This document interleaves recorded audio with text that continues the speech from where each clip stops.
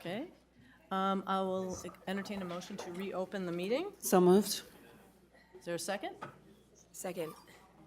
Is there any discussion about reopening the meeting? Seeing none, all those in favor of reopening the meeting signify by saying aye. Aye. I'll also mention that Commissioners Olson, Elper, and Schaefer joined us in the closed session. And without objection, I will declare the Committee of the Whole meeting adjourned. And I will not hit the gavel again, but being that the time is 5:01 PM, I will call the regular meeting of the Minneapolis Park and Recreation Board for June 4th, 2025 to order. Secretary, will you please take the roll? Commissioner Elper. Present. Commissioner Forney. Here. Commissioner Menz. Absent. Commissioner Olson. Here. Commissioner Rucker. Here. Commissioner Schaefer. Here. Commissioner Thompson. Here. Vice President Musich. Present. President DeBenny. Here. You have a quorum. Thank you. The agenda's before us. May I have a motion to approve the agenda? So moved. Second. Is there any discussion? Seeing none, all those in favor of approving the agenda, please signify by saying aye. Aye. Opposed? That carries. We have one set of minutes. Would somebody please read the date and move them for discussion? I'll move the regular meeting minutes of May 21st, 2025. Second. Is there any discussion? Seeing none, all those in favor of approving the minutes of May 21st, 2025, please signify by saying aye. Aye. Opposed? That carries.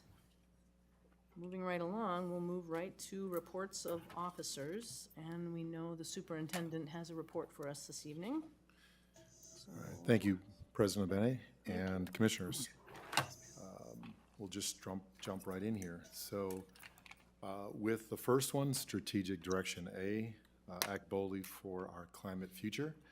Tree planting at Kenny Elementary School. Forestry Outreach Coordinator and tree planting with all 309 students pre-K through 5th grade at Kenny Elementary School.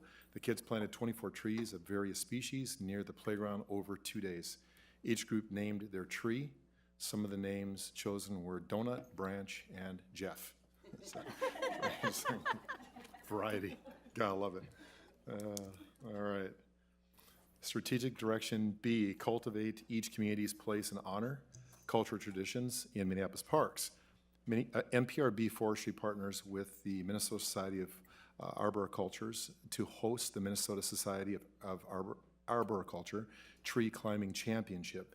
This spring, the Forestry Department partnered with the Minnesota Society of Arboriculture, MSA, to host the MSA Tree Climbing Championship. This is an event where professional tree climbers, mostly arborists, compete in several tree climbing events, such as ascent, climbing straight up in the fastest time, work climb, climbing to several markers, and going out on limbs to simulate typical work, and aerial rescue, rescuing the non-responsive climber from the tree and simulating CPR. This year, several NPRB arborists helped at the event, and a few even competed themselves. Forestry Outreach had asked the arborist at the informational booth area to answer people's tree questions and spread the word about the work that NPRB Forestry does. Congratulations to the arborist Brian Volt and Mike Von Heel for competing in the event. Congratulations to them, that's great, really good. Strategic Direction C, implement quality youth and intergenerational programs. Powderhorn Park hosts National Community Schools and Family Engagement Conference. This past May, the Institute of Educational Leadership hosted the 2025 National Community Schools and Family Engagement Conference in Minneapolis. The national conference brought together people from across the country who believe all children deserve a safe place to live and opportunities to learn and thrive. As part of the event, conference coordinators reached out to NPRB to highlight local examples of impactful family and community engagement. They specifically requested to visit Powderhorn Recreation Center, recognizing the center as a hub for innovative youth and community programming.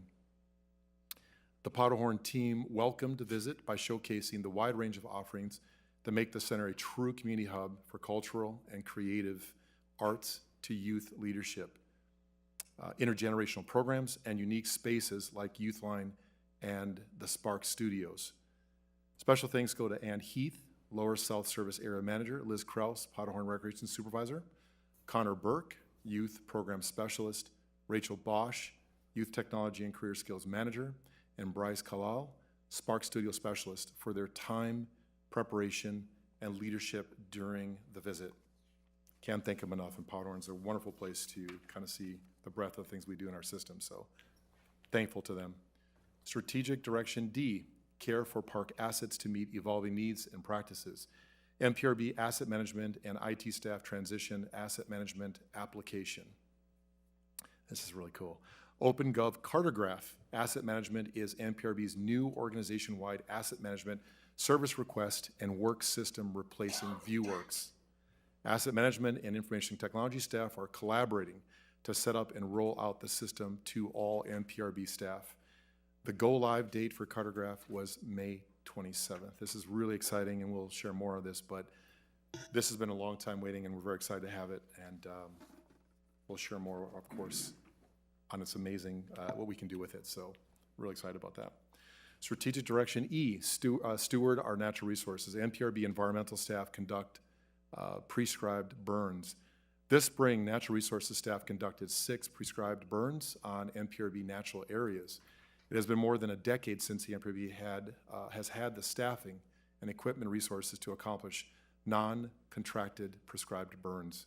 Prescribed fire is a tool used in the management of prairies, savannas, and fire-dependent woodlands. Prescribed burns are useful in suppressing the growth of cool season grasses, preventing the establishment of scrubby trees and that invade prairies, and the control of some invasive species. Each prescribed burn is conducted under the specific prescription, which outlines the environmental and weather conditions required to safely and effectively execute the burn. Burn plans are approved and permitted, are required from both the Minnesota DNR as well as the City of Minneapolis fire inspections. Ideally, each prairie unit should be burned on a 3-year cycle for optimal health of the native species. And the last thing, which we always said we would obviously update, is around centralized registration update to the board. And thank you to Director Bartz for making this available or putting down the actual where we are, and also, of course, Tim Great. And so we are currently in the registration process for the upcoming fall season, our second cycle using the centralized registration system. Compared to the spring-summer registration, this process this time has been significantly smoother. Public inquiries regarding the new system have been minimal, which is a strong indicator of its growing familiarity and user-friendliness. Fall registration opened on May 21st, and as of June 3rd, we have 769 youth registered. With registration open through July 16th, we are encouraged by these early numbers. Games are underway for youth baseball, softball, and flag football, and we are in the middle of the track season. One of the major highlights for the spring-summer season has been the continued growth of the track program. We registered 475 participants, about 75 more than our original target. While this has presented some logistical challenges, it's a great problem that we have more kids than we've had previously. We are actively exploring ways to expand to meet capacity or extend the season to accommodate the increased interest, and this is a great problem, right? Another major shift with the centralized system has been the ordering of uniforms. For the first time, the youth sports team coordinated uniform orders for all participants citywide. Previously, individual recreation centers handled them independently, and I remember that all too well as I worked in recreation centers. It was tough. While managing this at the citywide scale has required more coordination effort, the change helps us reduce program costs while maintaining a highly quality, equitable experience for youth across Minneapolis. And with that, President Benny and Commissioners, that's what I have to share. Any questions? We are available. Thank you for that presentation. Are there any questions for the superintendent? Commissioner Thompson. Thank you. I don't really have a question. I just wanted to say thank you for the update. It sounds really simple, but something like the uniforms all coming from the same plate feels like a huge win for the whole organization, and I know it is for kids. So I just wanted to say thank you to everyone who was involved in all that stuff and to our superintendent. Thanks. Thank you. Also, I forgot, thank you very much for that report. And I forgot to mention that Commissioner Menz won't be joining us tonight. And with that, I'll go ahead and turn to reports of appointees to outside boards, commissions, or committees. Commissioner Thompson. Thank you again. I'm trying to remember the different meetings I've had. There was a big audit committee meeting on Monday where parks weren't specifically noted except for our ongoing, just that they do an audit of different systems with us and the police and whatnot. But there were some challenging things in terms of funding and finance and accountability that the city is facing, and I like that we're trying to be proactive on that because it really is a pretty sizable problem. And I know that as we face our budget time, we're going to be faced with those same questions. So I just wanted to alert everybody if you didn't already hear about that. Thanks. Thank you. Commissioner Musich, Vice President Musich. Thank you, President Abeni. The Minneapolis Parks Foundation Board met recently, and I meant to update you about this on the 21st.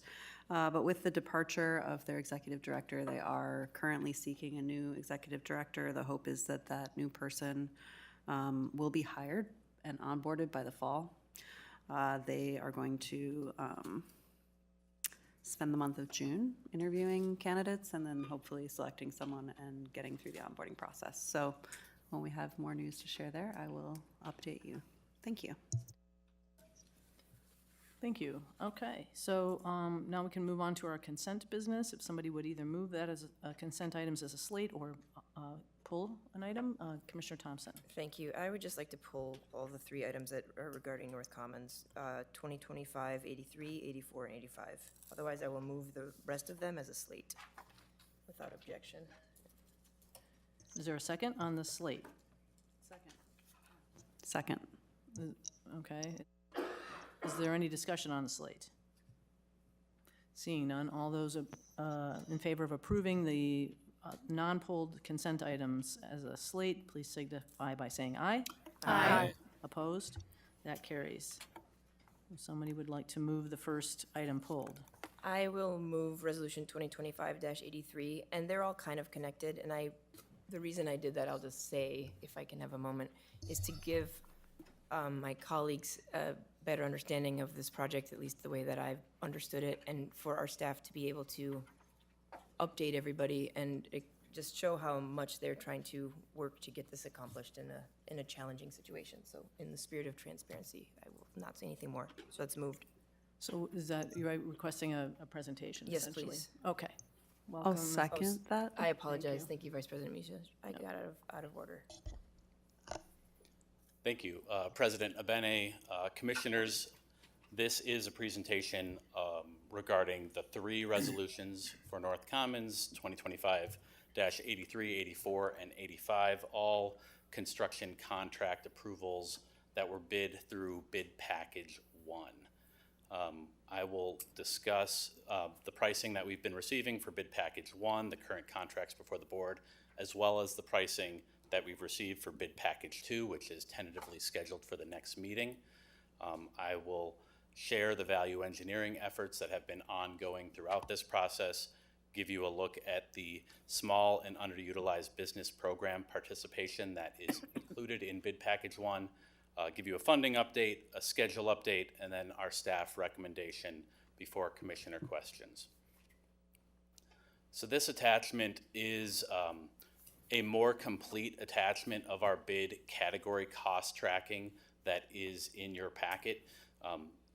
Bid package 1 categories were originally slated to be before the board 2 cycles ago, and those were delayed because we wanted to wait until we received full pricing for bid package 2. And so we now have that, and this presentation is going to share both the contracts that are before you from bid package 1 as well as some of the tentative pricing that we've received then from contractors for bid package 2. So looking at the contracts before you today, you can ignore bid package 1 that was done administratively as a non-formal bid, but the demolition, earthwork, and site utilities pricing here is showing you both the costs that the bids that we received from the contractors and how that was compared to our most recent cost estimating for those same categories. You can see here we do have a significant overage in the earthwork category. However, geotechnical conditions that were better understood between our most recent cost estimate and when the formal bidding documents were released led to that price increase. So it is an overage that was partially expected. Through our value engineering work with our construction manager and the design team, there are about $30,000 of savings that could be realized for bid category number 3. So now I'm getting into a little bit of information that is not before you in a construction contract today. Bid category number 5 and number 6 would come to you at your June 18th meeting if the contracts today are approved. The pricing that we received, though, I'm sharing these both together because during the design phase, after our most recent cost estimate, we did make the change of the Wing A, aquatics wing, the west wing of the new facility, to precast concrete from masonry, hoping to find cost savings. And because of that change, we did find a savings of $280,000. You can see the overage in precast concrete in that change, over $500,000, but over $800,000 of savings in the concrete and masonry package. Unfortunately, we actually had a bid even lower than the France concrete bid, but they were unfortunately rejected because they did not get all of their civil rights paperwork submitted. We have identified $55,000 of savings that we are hoping to realize out of bid category 6 as well. Bid category 7 is sort of the big one here because as you're aware, steel pricing, tariffs, and the federal sort of climate right now have created a volatile and unstable bidding climate for steel. And we saw that very directly in the pricing that we received for this project. So when you look at the $3.27 million bid from Waukegan Steel, noting that $2.5 million of that 3.2 is material costs. Waukegan noted that they're seeing upwards of 20% material cost increases monthly. This bid, however, does include potential future cost increases and the risk associated with putting in a price that Waukegan Steel did put forward. So we do not recommend rebidding this category. We will be recommending at the next meeting that the board award a contract to Waukegan Steel for this price. We have identified $200,000 of savings that we expect to realize out of bid category number 7. Unfortunately, with bid category 8, we did not receive any bids when we opened them on May 15th. There was some concern around the roofing material that we selected and the timing of the project, that it would likely be installed in the winter. And so we've been working with our design team and the construction manager to modify the design documents, and we anticipate that we'll rebid this package with bid package 3, which is expected to go out before the 4th of July. And then finally, bid category number 9, the exterior building envelope. We did see some cost increases here that are mostly due to the state B3 material guidelines and some city material requirements for the siding here. But we have found opportunities to cut $200,000 through a value engineering effort for bid category 9. So when we summarize the value engineering work that we've done to date, and I'll note that that work is ongoing. These are the items that we've already had some conversation about and believe are easily attainable. We'll continue to have those conversations. We estimate that we'll be able to find a savings of $485,000 between bid package 1 and bid package 2. When we look then at the cost estimate from our most recent estimate, and then what we're doing is taking the now known bid pricing and adding that to the cost estimate for the categories that have not been bid, we are trending currently at about $1.4 million over our estimate. With the VE items included, That current delta is closer to 906,000, and our current project budget is carrying a $3.35 million construction contingency. Pivoting here a little bit to contracting and workforce goals, so back to bid package 1 alone, of the approximately $3 million of contracts that are before you today, 6% or 178,000 of that value is going to go to minority-owned businesses, and 24.1 or 721,000 approximately would be going to women-owned businesses. As it relates to the workforce, the City of Minneapolis Department of Civil Rights sets aspirational workforce goals of 20% total project labor hours by females and 32% by minorities. Those are not enforceable, they are aspirational, and contractors are asked to submit the percentage of their labor hours to the City Department of Civil Rights, but it is not a condition of their contract award. So giving you just a little bit of an update on the funding stack, we have raised over $39 million on this project to date. That includes the recently approved MPCA grant for shade structures and the work of the Minneapolis Parks Foundation and their philanthropic campaign. Staff have also applied for a $270,000 Hennepin County sidewalk grant, which we'll find out more about later this year.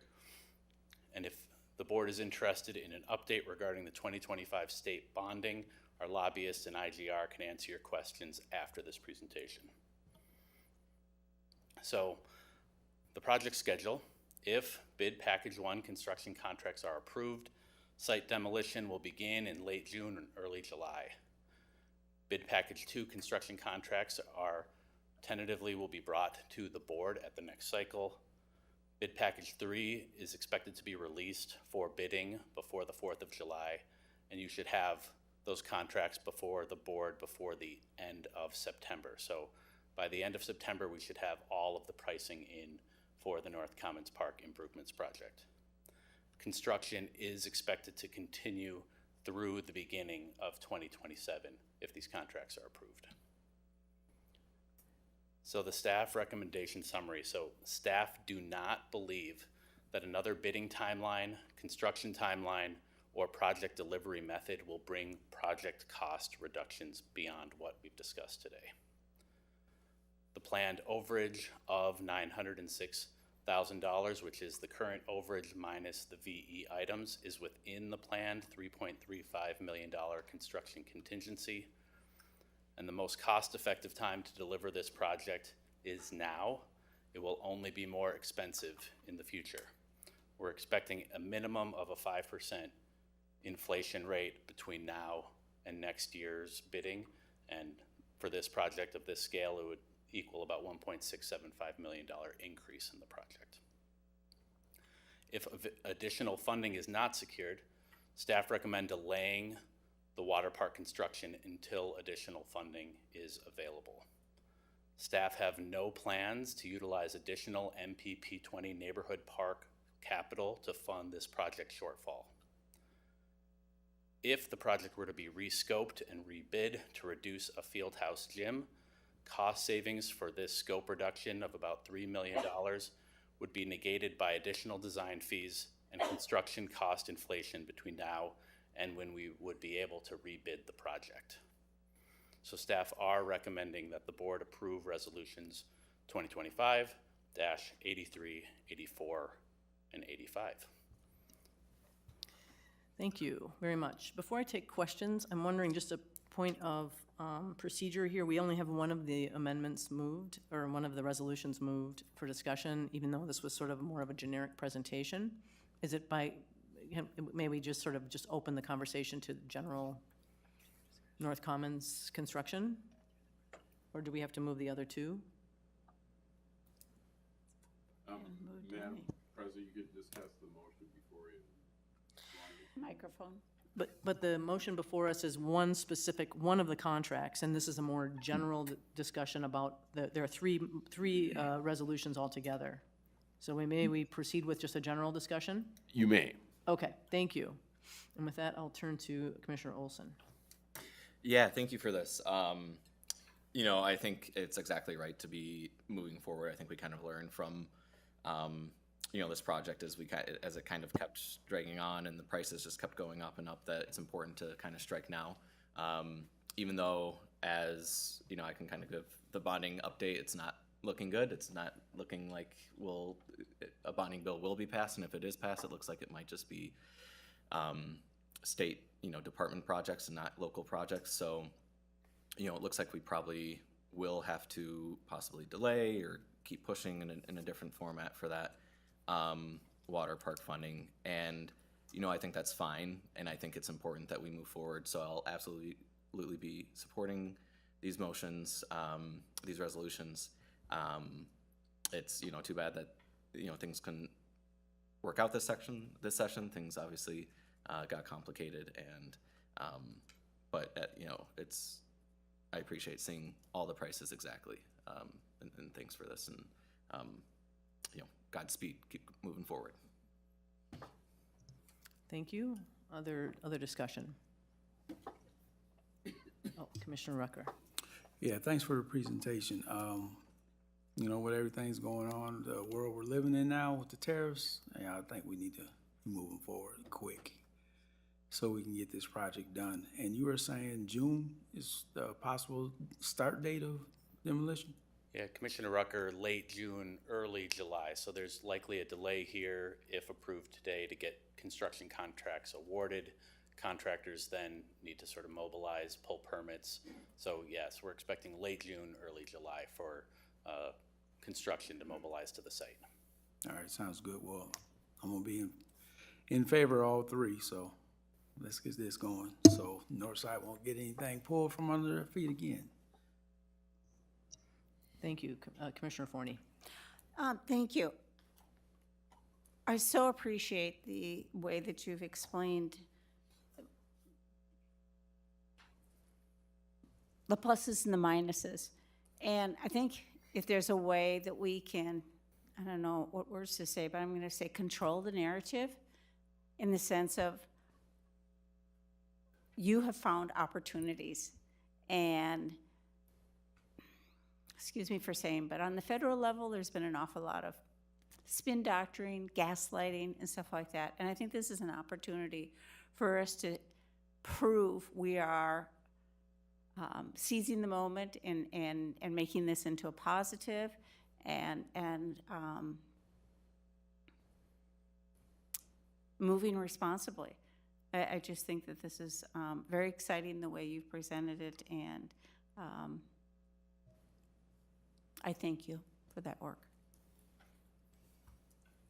Commissioner Thompson. Thank you. I think you were calling my name before I even finished pushing the button. Thank you. Thank you for this, Mr. Elias. I would just like to take a moment to advocate again for this project. It is challenging. It has been challenging. It has been very hard with a lot of things that were outside of our control. And I'm really grateful for the way that the staff has stepped up and the Parks Foundation has stepped up in a very, very, just as things are moving and shifting, whether it's, you know, federal stuff or the cost of steel or inflation or the state not getting a bonding bill or whatever it happens to be, the pivots have been really incredible. And I know it's not maybe necessarily what we all would want to hear, but I just wanted to take a moment to thank the staff and thank the Parks Foundation for their really hard efforts to try to make this clear to everybody and be honest about the challenges, but also about the commitment to the project, which I maintain mine. So thank you. Okay, I don't see any other lights, so let's go ahead and vote. All those in favor of Resolution 2025-83, please say aye. Aye. Opposed? That passes. Would somebody move the second resolution? I'll move Resolution 2025-84. Second? Is there any discussion? Seeing none, all those in favor of Resolution 2025-84, please say aye. Aye. Opposed? That carries. And then the final one. I'll move Resolution 2025-85. Is there a second? Second. Is there any discussion? Thank you for keeping this moving, I'll say that. And as Commissioner Rucker said and others suggested or said, this isn't going to get any less expensive, so thank you. Okay. Seeing no other lights, all those in favor of Resolution 2025-85, please signify by saying aye. Aye. Opposed? That carries. Okay, and we are at open time. Very good timing here. Okay. I'm going to go ahead and read our open time rules. Thanks to those of you who have come to speak during tonight's open time. I will call on people from the speaker list only. Names are added to the speaker list by calling in before 3 p.m. on the day of the meeting or by adding it in person at the board meeting before 5:30 p.m. The time allotted for all speakers shall not exceed 15 minutes. We have 2 speakers, and so I'll allow up to 3 minutes per speaker. This is an opportunity for you to address the board. We're listening, but we will not respond. That said, please don't hesitate to contact any of the commissioners for dialogue and further discussion. To protect the privacy of individuals, please refrain from commenting on specific personnel issues or pending litigation. Discriminatory or harassing words directed at anyone will not be tolerated. And each speaker is asked to state their name and address or where they live. And the first name on my list is Councilmember Michael Rainville.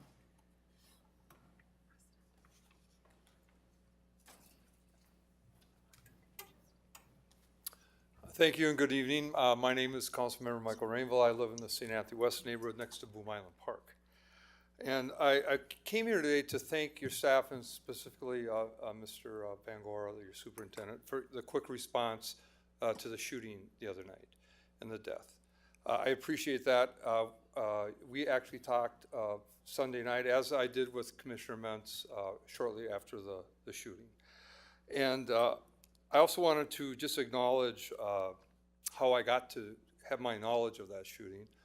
So I was sitting in the basement of my home, had a great supper with my wife and another couple, had my pajamas on, it was 9:30, tough week ahead, I was gonna get a little rest. Boom, boom, boom, boom, boom. My phone lit up from my neighbors.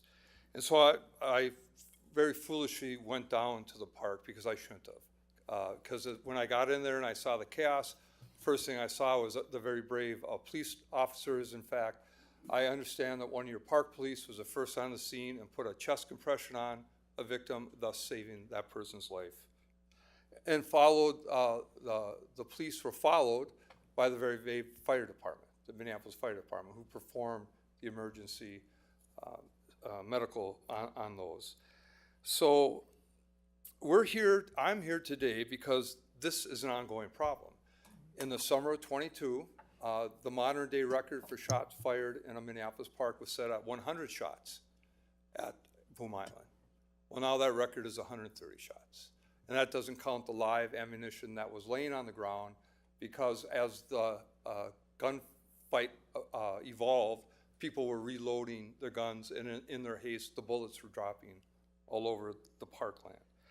So I'm here today to kind of follow up on the idea I have, which is to close that lot at 8 p.m., such as you've done with the problematic property you've had over on the south side. And do that as a temporary measure until we can get a handle on how to do something more long-term. And I threw this idea out to the superintendent, and have your staff lead some type of task force. Let's get some neighbors involved, experts in safety, and just fix this once and for all so no one ever has to come back and address you again to do that. The last item I want to suggest is that as you do your budgeting, utilize technology for safety. Because of my ward, the nature of it being half of downtown, half of Northeast, I've spent an incredible amount of time in the camera room at the first precinct. In fact, when the new first precinct opens, it's going to kind of be built around the technology that cameras provide. And that's just the fact. We're not going to have more police, but we can use technology to increase public safety. So again, I just want to compliment the brave park police, the brave Minneapolis firefighters, and ask you to consider my words. Thank you. Thank you so much, council member, for coming down and sharing that comment with us. Just to let people know, a third name has been added to the list, but we'll keep moving here. So we've got Ron Werner, and then following that will be Mike Tate.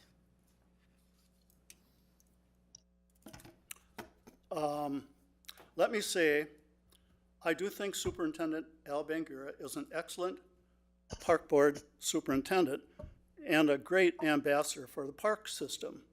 However, words matter, and I want to set the record straight. On December 14th, 2023, Superintendent Al Bangura gave an optimistic speech at the Minneapolis Parks Foundation, claiming that parks are for everyone and emphasizing public access to lakes and parklands. He stated, quote, "Parks are for everyone. What a great way to experience these wonderful lakes that are ours, that we have access to. There's not $1 million house butted up to our lakeshore, and you can't walk across it, right? We can walk along our lakes. We can go out to our lakes. We are universally inclusive. And for the most part, this is true. However, the statement doesn't apply to Cedar Lake Regional Park, a component of the chain of lakes. On the southeast side of Cedar Lake and South Kenilworth Channel, 16 multi-million-dollar homes border public parkland, and private encroachments block any public access to the lakeshore. What makes this even more concerning is that just 5 months earlier, on July 20th, 2023, the park board issued a construction permit for a 200-foot-long big boulder wall and patio on public parkland at 34 Park Lane.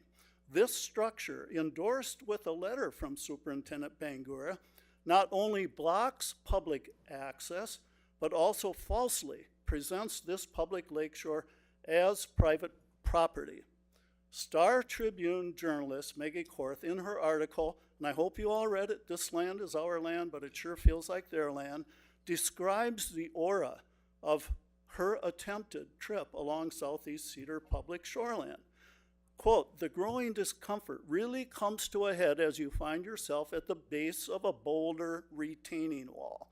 The path, the patio, the cascading layers of smooth rocks stretching down to the lakeshore, it's all on land that belongs to the park board. The public owns the land, but over the years, the public has lost the ability to use it." The park board's facilitation of such encroachments is a serious breach of public trust, allowing privatization of land that undermines the inclusivity Superintendent Bangura championed. And the responsibility for this rests with the Board of Park Commissioners, staff, and council. This situation is a clear violation of the public's right to access and enjoy their parkland.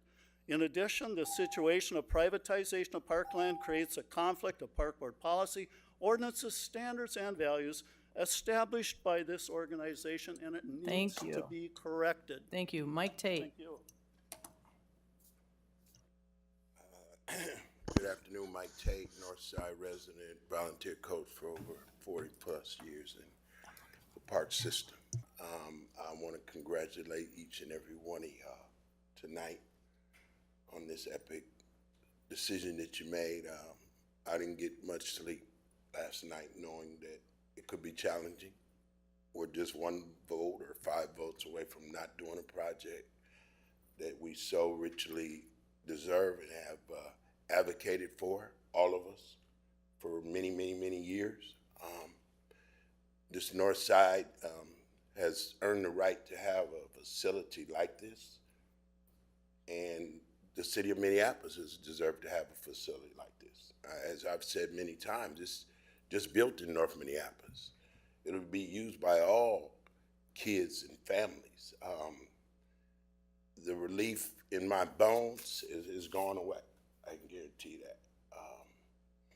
For somebody who's committed most of his life to this system, to generate wonderful kids, it means a lot to me. The fight just wasn't about me. It was about my community and yours too, whether you want to believe it or not. when you can have a structure that nobody believed you could have 16 years ago.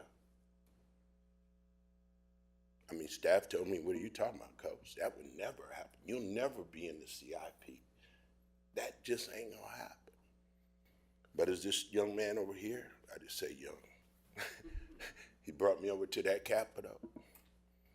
And I and others got to speak to, again, Representative Swigum, correct? Rice?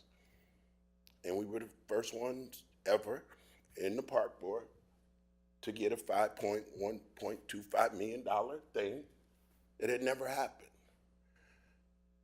And that makes us feel good. It makes the community feel good. It should make y'all feel good, no matter what you do with the rest of your lives and how you move and how you go. But always remember, you did something epic. Not only for yourselves, for North Minneapolis, but for the city of Minneapolis. And I thank you very, very much. And staff, I ain't gonna forget y'all. You know, we may fight a little bit, but you know I love you. Thank you very much. Thank you very much. Okay, and with that, I'll close open time. And we'll go ahead and move to, because we have nothing else on the agenda, not one bit of new business or nothing coming out of committees, but I'll go ahead and turn to petitions and communications, and I'll start with Commissioner Alper. Yeah. I will pass. Okay, Commissioner Schaefer. Yes, I just want to share a couple things. Number one, I brought this peony. A friend gave it to me in Bryn Mawr this week, a resident, but bringing it today in honor of those first responders in our park officers, the woman who was killed, and the victims. I don't know why these things bother me as deeply as they do when we hear them again and again, but when it happens in the parks and you're a commissioner, it hits home. And, you know, gun violence is not acceptable. And, you know, last time I read a poem, piece of a poem, the meeting after we had the shooting in Boom Island. It was Yeats. It talks about, it was written right after World War I and the chaos that he was reflecting on after that. And I'm not going to read it today. You can look it up. But just thank you to Chief Ojado. Thank you to the officers that put themselves in that situation with hundreds of people and being outnumbered and with tragedy, faced with tragedy, and trying to do what's right. So thank you. And with that, I just want to say, what else was on my list? Thank you to staff for putting forward the concessions operations summary and evaluation. Really helpful to read through those numbers and to see, you know, how our new vendors are doing, and I really appreciate that hard work in doing that. That meant a lot for me to see that on there. And thank you to all the prescribed burns. That's a brand new thing that I know in some areas of my district, it's going to be great to have that as a regular staff offering now instead of having to always scrape up the money to contract that out. So thank you for that. And I'm doing a ride-along Friday night. So I'd encourage commissioners or people that are thinking of running for the park board to go ahead and do that. That's really, I think, a valuable way to put yourself in someone else's shoes. Thanks. Thank you. Commissioner Thompson. Went for the wrong button. Thank you. I can't say it as eloquently as Commissioner Schaefer can, but it is extremely challenging to hear any sort of violence that breaks your heart anywhere in the city, and then to know that it is in one of our parks is just, I become a little numb because I feel like maybe I should do something, but I don't know what that something is for my role as I'm staring at my name, Commissioner. Like, I don't even know what that looks like. So sometimes I am profoundly grateful to those members of our staff, our officers, and others in the city who, it's never lost on me that when most people are instructed just by instinct or by shouts to run away, there are those of us, those people in our community, not me, who run toward the danger, to make sure that people's lives can be spared and to help. And I am always profoundly grateful. And it's very, very sobering reminder that as much as I speak up here, I'm not the one putting myself in that intersection. And I think sometimes I like to think that nobody has to do that, but they do. And so I want to thank Chief Ohado and our entire department and anybody else, and of course our colleague, Commissioner Rucker, whose job is to do that, so thank you. And I also just wanted to thank my colleagues for the I know Commissioner Menz would have voted yes, near unanimous approval of the contracts for North Commons. That is a Herculean lift, and I think we all know it. And I wanted to thank Coach Tate for being here. I see him sitting there almost every meeting, whether he speaks or not. And it's not lost on me, your words, and I appreciate them so much. You have been in this fight for a really, really long time. And I also want to say, you know, you've talked about getting the bonding money since before I was elected. And in our inability to get bonding money ever since then, I realize what a really big deal that is. So I just want to thank everybody for sticking by that project and sticking by the community, and I look forward to seeing what comes next. Thanks. Thank you. Commissioner Forney. Pass. Commissioner Olson. Yeah, Commissioner Schaefer, I think it should always affect us. I don't think we should ever grow inured to it. And I think as a country, we have. And we are surrounded by gun violence. Gun violence remains the leading cause of death for kids in this nation. We should be angry about that, constantly angry. It is a plague, it is a disease, and there is a clear cure for that. It is the deproliferation of weapons within our society. Yeah, we live in an insane society, and I know that's going to be impossible, probably in any of our lifetimes, unless there's some sort of sea change that I don't know. So we should always be, it should always be frustrating, because it turns these wonderful spaces into something awful. I had a great conversation a couple weeks ago with Chief Ohado when it was announced that there would be kind of limiting the hours in Bede-Makaska. And I do think that Councilmember Rainville had some good points as well for this area. But it is a fact that we are dealing with a reality with officers where we will not be able to get to the levels that we should have. And so it is important that we really start thinking of strategies that increase efficiency of our officers, so that in 2030, 35 officers is worth what 50 officers would be worth.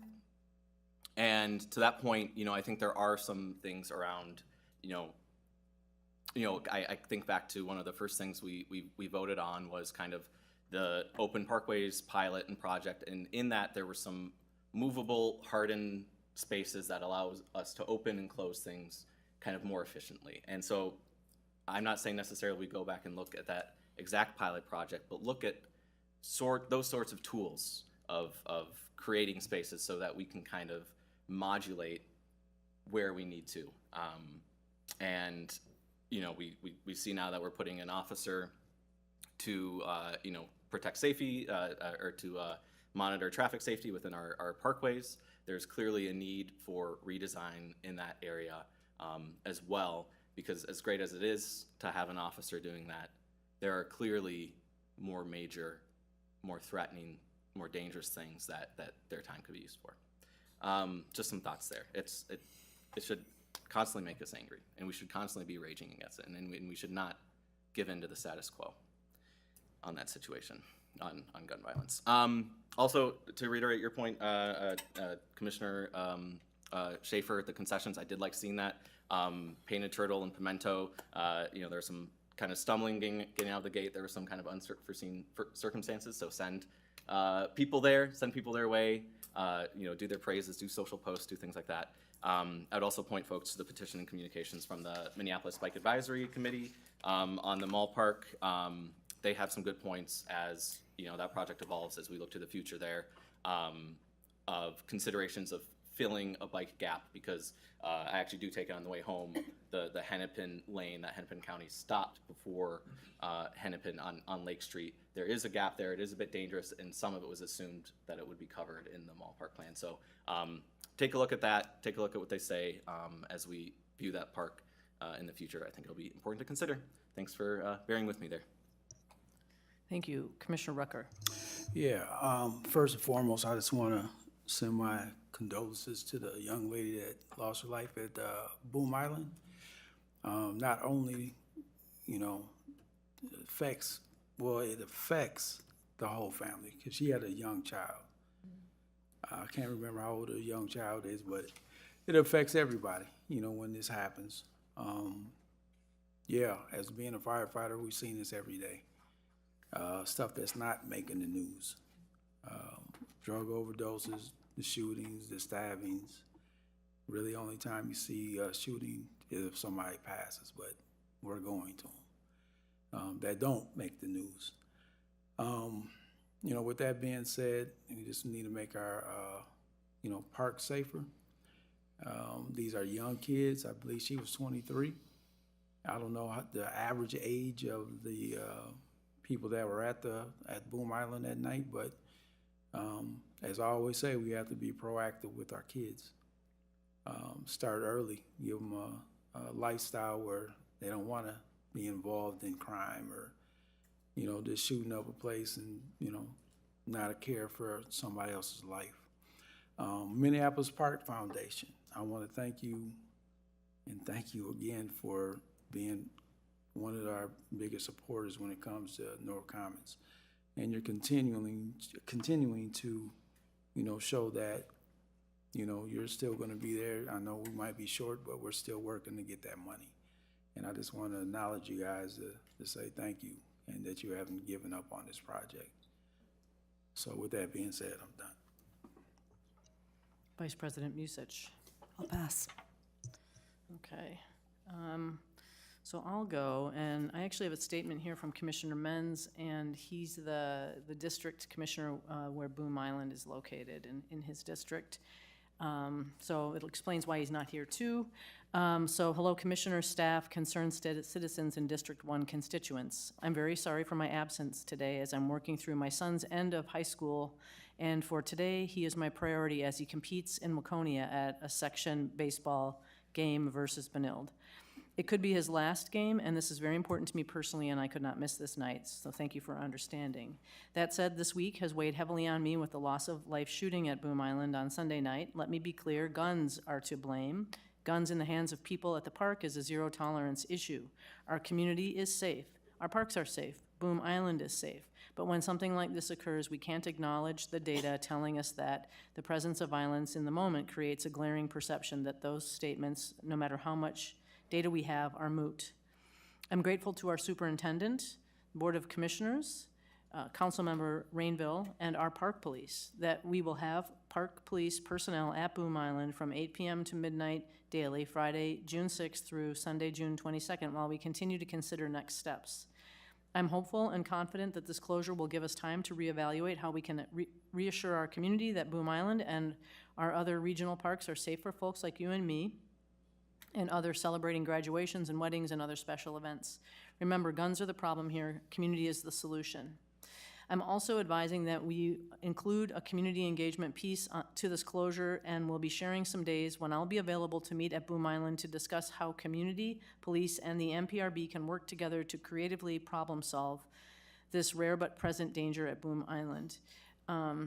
We can't allow some members of our community to terrorize the law-abiding park goers. The public trust erodes quickly when that occurs.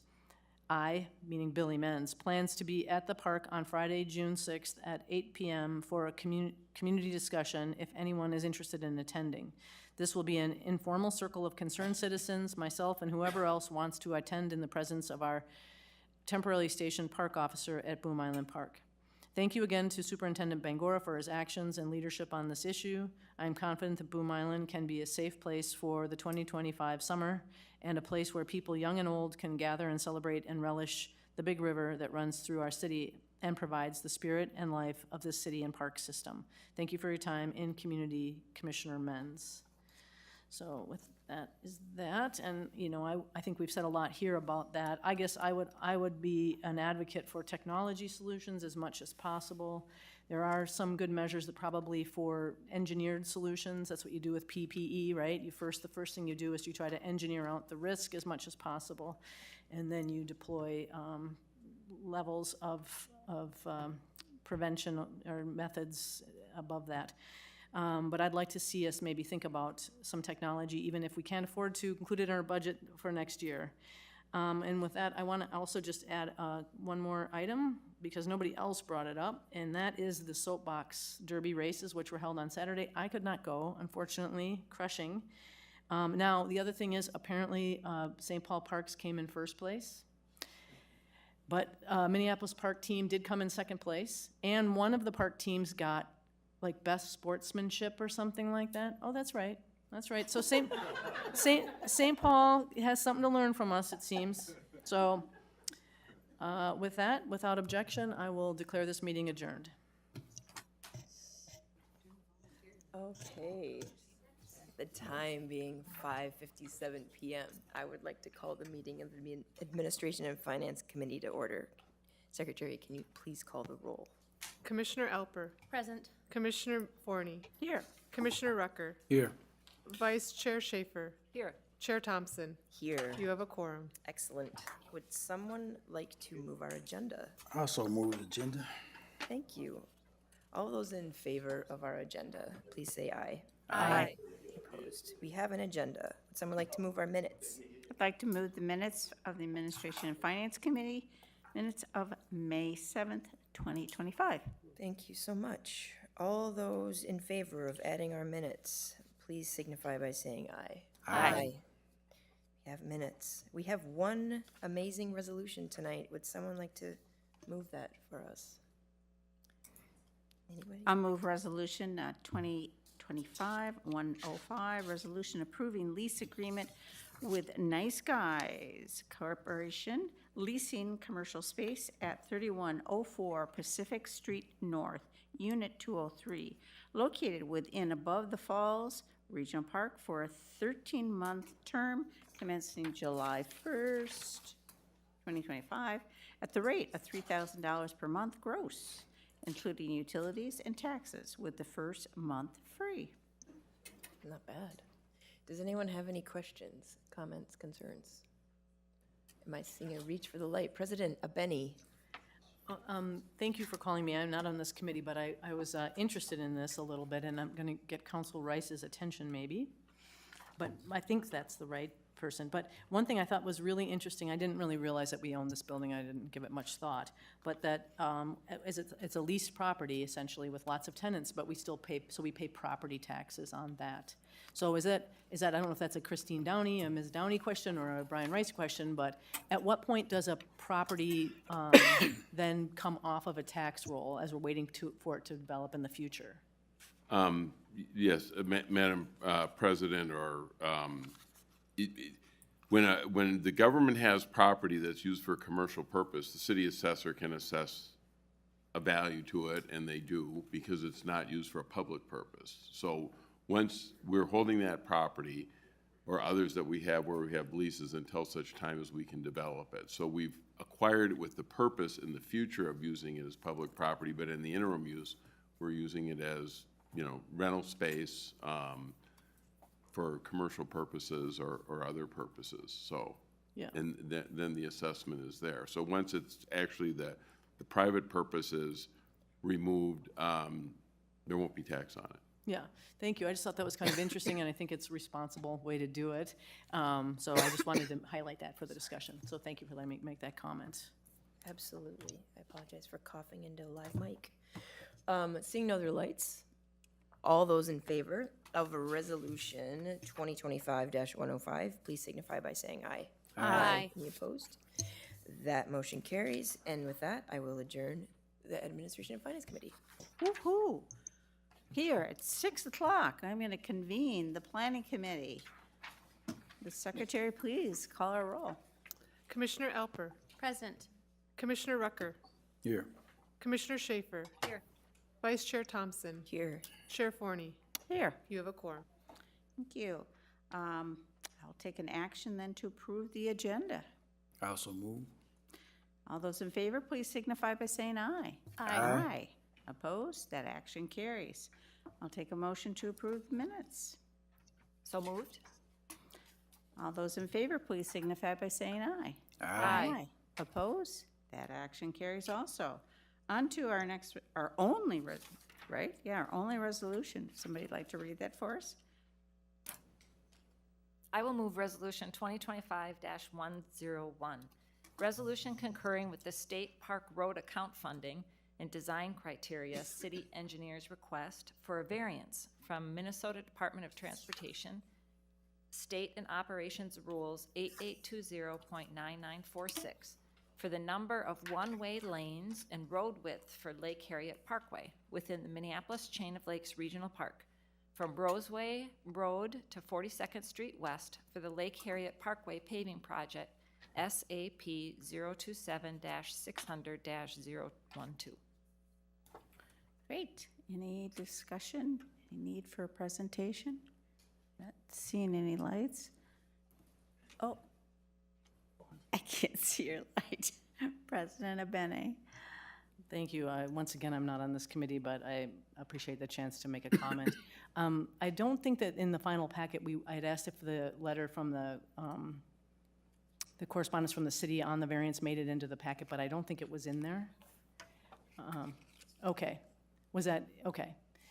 But I just wanted to point out that I just really want to highlight this because we've had other projects come up that became controversial about roadway widths and things like that. Yes, this is getting state aid money, but it's requiring us the city to follow a variance. I'm sorry, it's not getting state aid money, it's getting, I think, DNR money, but probably one of the strings attached to that money is that it follows this MnDOT requirements. But this roadway does not follow those requirements because it's a park road and it's a one-way, one-lane road, which the state aid does not contemplate at all, which I think was the problem with Bryant Avenue, which I live on it, which is a one-lane, one-way road. But anyway, if you looked at the variance request, not only was the city engineer required to sign off on this variance, but so was the fire chief, and the fire chief signed off on it.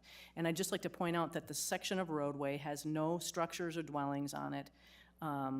And so, again, it follows a process that's a known process for even just paving a road that isn't conforming to existing widths, but we followed that process, or the city did in this regard. So I just wanted to point that out. Thanks. It's making sure there's no other lights I see. Thank you for those comments. I actually had some of those questions, and I'm sorry, Dan, if you mind. Okay. So my assumption is this is the beginning of the entire parkway around the Lake Harriet being done. And so it is a concern of, what was brought up in other situations about fire access. And I don't know if that's something that,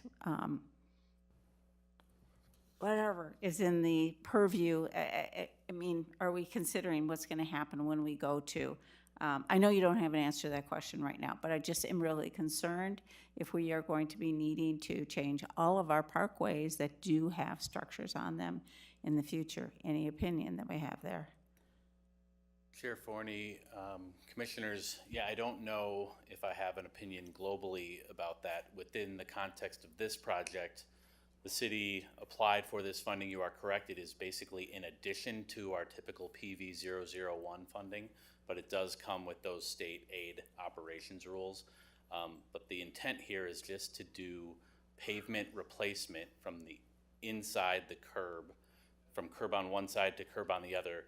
It's not a reconstruction. If we start widening, okay. If we start widening these parkways, then we get into a reconstruction and we wouldn't be able to utilize PV 001 to improve the pavement. So this funding is helping the city accomplish more with PV 001, and we will be starting Lake Harriet Parkway next year.